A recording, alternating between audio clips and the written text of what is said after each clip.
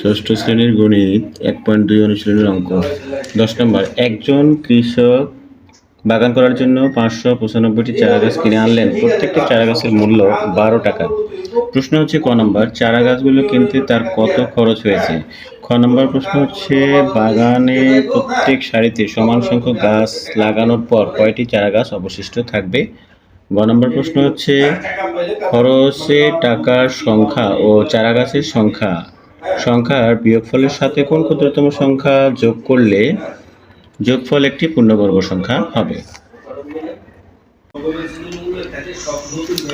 ওকে, ক নম্বর 10-এর ক নম্বর প্রশ্নের উত্তর, একটি চারা গাছের দাম 12 টাকা। অতএব 595টি চারা গাছের দাম 12 গুণন এত টাকা সমান কত? 7,140 টাকা। অতএব নির্ণেয় 7,140 টাকা। এটা হবে উত্তর। ওকে, বাগানে প্রত্যেক সারিতে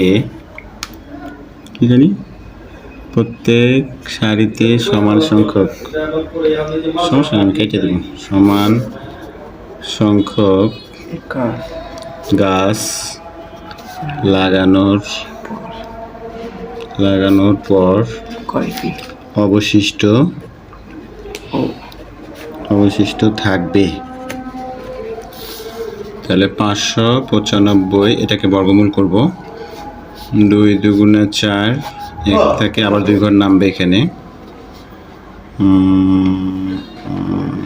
তাহলে এখানে যদি আমরা 2 ডবল 4 নেই,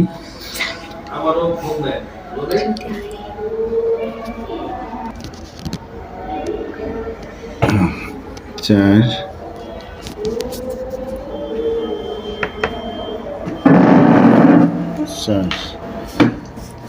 16, হাতে 1, 16 আর 1 17, থেকে এখানে হলো 9, 19। ওকে,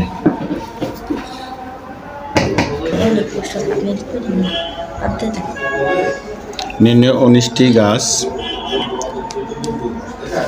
অবশিষ্ট থাকবে, এটা উত্তর। তার মানে খ নম্বর প্রশ্নটা হলো আমাদের কি বলেছে, বাগানে, এই যে খ নম্বর, বাগানে প্রত্যেক সারিতে গাছ লাগানোর পর কয়টি চারা অবশিষ্ট থাকবে? বাগানে প্রত্যেক সারিতে সমান সংখ্যক গাছ লাগানোর পর কয়টি চারা অবশিষ্ট থাকবে? তাহলে অবশিষ্ট থাকবে, বাগানে প্রত্যেক, কথাটা প্রথমে লিখে নিতে হবে যে বাগানে প্রত্যেক সারিতে গাছ লাগানোর পর অবশিষ্ট সমান সংখ্যক গাছ লাগানোর পর অবশিষ্ট থাকবে, ঠিক আছে, 19টা, অর্থাৎ নির্ণয় 19টি। ওকে, ধন্যবাদ।